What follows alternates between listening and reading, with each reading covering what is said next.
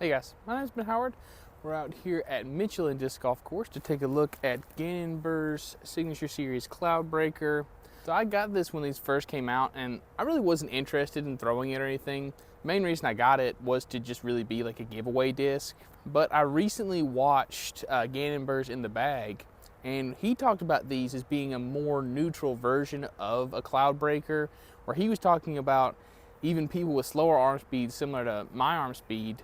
Like, I think he even mentioned in the video, like, if you have 350 to 400 feet of power, you can actually get some use out of these. So I was like, well, that pretty much exactly describes my game. So I figured I'd give this a shot. I also wanted to come back out here to Michelin because this is the first time this course has been open in probably about a year, I think. This course got closed down because of the construction, I believe. And so they just randomly put the baskets back in, and I don't think anybody knew until somebody drove by and just saw the baskets out here. I'm not 100% certain I'm actually supposed to be out here playing the course, but we're out here, and I guess we'll see if somebody comes by and yells at us. But I'm really excited to see this course is back because this is like the only other course in the area that's like North Greenville, where like every hole is 350 feet and out except for like one hole. So it's going to be great for me because I'm going to be able to do reviews out here instead of just having to do all of them at North Greenville. I can actually have some variety in the courses I'm playing when it comes to doing reviews or doing stuff with distance drivers, which will be really nice. But yeah, let's go and get into hole one and see how the Cloudbreaker flies. All right guys, so for hole one, we've got a par 3, 350 feet. I don't know if you can see it or not, but it's straight ahead on the side of this hill in front of us. Unfortunately, we're throwing straight into the sun, so I don't know how much of this flight you're gonna be able to see, but nothing in the way at all. I don't really need to shape this in any way, so I'm just gonna throw this flat out to the right and see if this is actually stable or if it's gonna be kind of straight or what this will really do. Ooh. Okay, it kind of slipped out a little bit, but it definitely feels like it's not as overstable as like my brain's telling me it's gonna be. Like, I don't think it's gonna be kind of like what Gannon was talking about, where like I'm gonna be able to get some flip out of it, but I think it's gonna be a really nice, like, neutral version of a Cloudbreaker. So yeah, even with that like really weak feeling throw, I was able to get up here to like mid circle 2. Got like a long jump putt at it, so let's see what we got.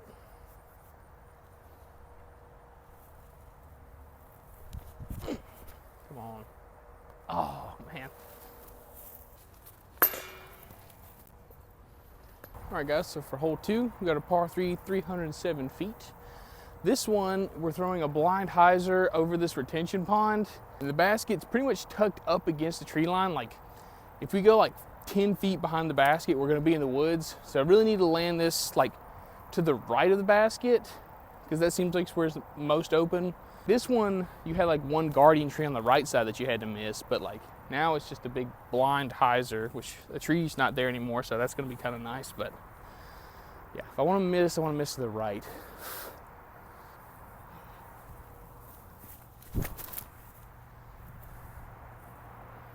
I like that. I think I definitely missed to the right side of the basket, but especially with the angle that had, I think it's gonna get a nice skip, so we should be down there for a putt.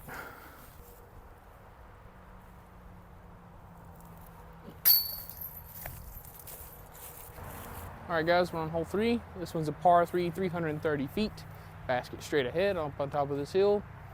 For this shot, I think I'm gonna try and give it some height and some anhyzer and see if we can get all the way up there, because this does play close to like 380 for how uphill it is, and we've got like an uphill run up. Not exactly gonna be easy to get up there, but I wanna try and get this to just to the right of the basket, see if we can get the finish back in the end.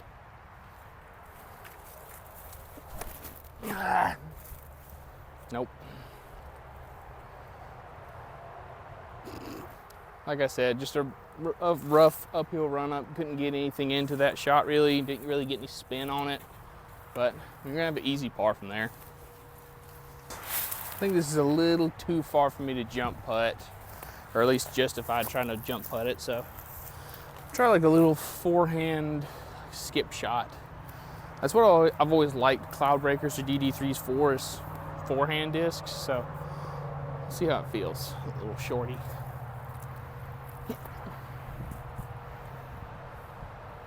Feels pretty good.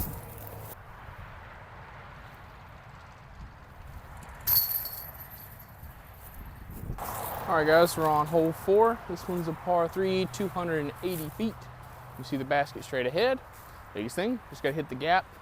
So for the cloud breaker, I'm gonna try just a soft flex shot with it. The main thing's just gonna be getting this on a good amount of anhyzer, just so that way it kind of holds straight long enough, even though I'm not throwing it extremely hard. Just like that. Oh yeah, I think that's perfect. See if Gannon's cloud breaker also gives you a bonus for your circle 2 putts.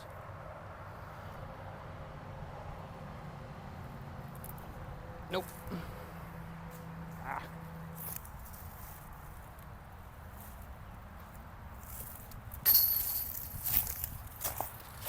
All right, guys, we're on hole 5. This one's a par 4, 423 feet. Basket's up this way, tucked off to the right. Pretty much just on the other side of this, the corner of this hill you can see right here. I think for this one, I'm just gonna try and hit it hard and flat and just try and push it straight as far as I can and just give ourselves an easy approach shot into the green for the birdie. I mean, with like a really big forehand, you could get it there, but I don't have a big forehand, so I think I'm gonna try and give this a little bit of ante too, just to flex it just a little bit, but I wanna hit it hard and see how it flies.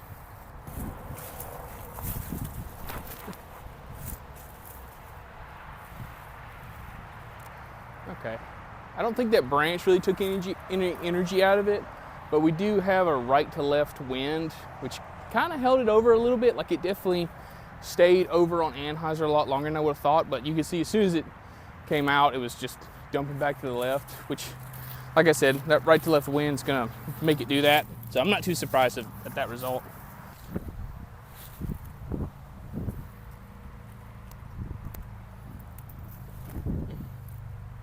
Sit. There we go.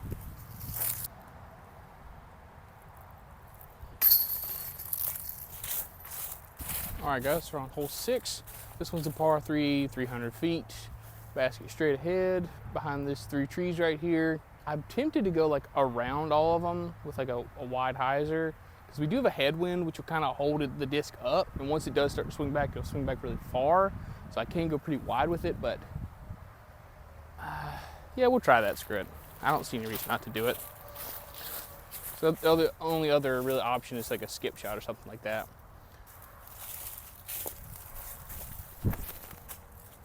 Didn't throw it high enough,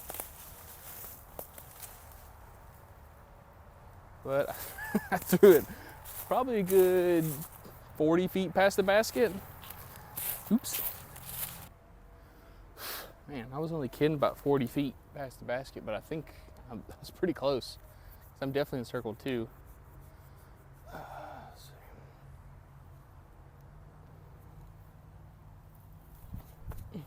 Nope. Golly. All right, guys, we're on hole 7. This one's a par 3, 384 feet. You can see the basket like down here to the left, but the only real gap to get there is like going high and to the right. Not this way. I don't remember the exact shape I really need. I just remember the shot I needed to throw was one that I really couldn't do, but I think I could do it now. I don't know if I can get this disc down there, but I just gotta give height and touch a hyzer.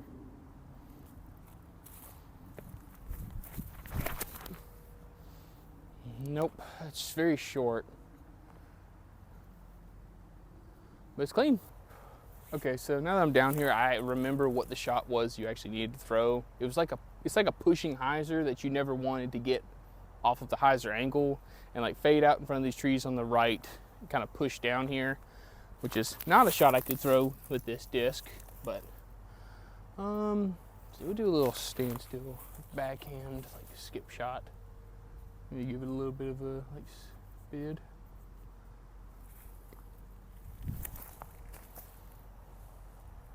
Aw, that would've been sick.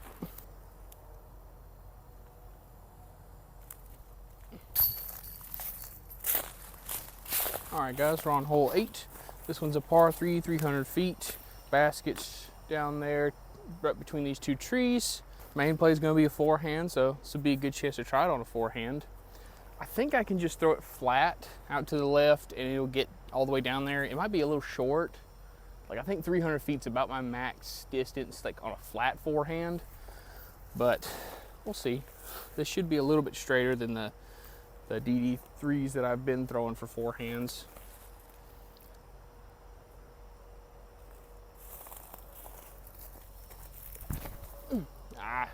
I didn't mean to put on anhyzer, but that skips. Oh, that's perfect. So maybe 300 feet is my max distance forehand.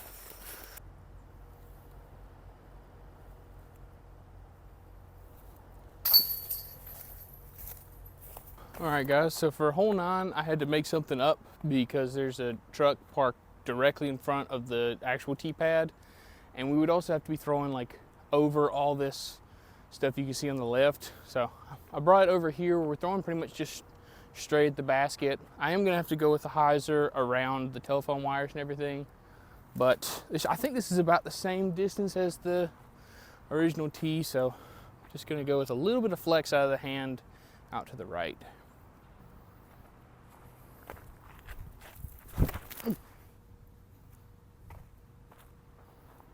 Oh yeah. That should be like 20 footer, something like that. Okay, so we end up a little bit short, so I am probably like more like 25 feet out, but still a very makeable putt.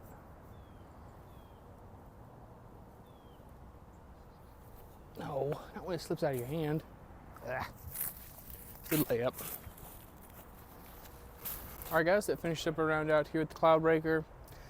Kind of disappointed because, like I said at the beginning, Gannon said that this was supposed to be flippy, or like, not flippy, but you know, straight for somebody with my power level, and I wasn't really expecting a lot because, like, with my style of game, I don't really throw a lot of like really overstable stuff like this, at least for distance shots. Like, I'm more so using stuff like this for utility, where I do need some distance, but like I want a lot of right to left finish, or I'm throwing into a headwind or any kind of wind, stuff like that. But I'm sure the big arms who can actually throw like 400 feet with a disc like this, or 450 with these discs, can actually get these to turn and actually do what Gannon was talking about in his video.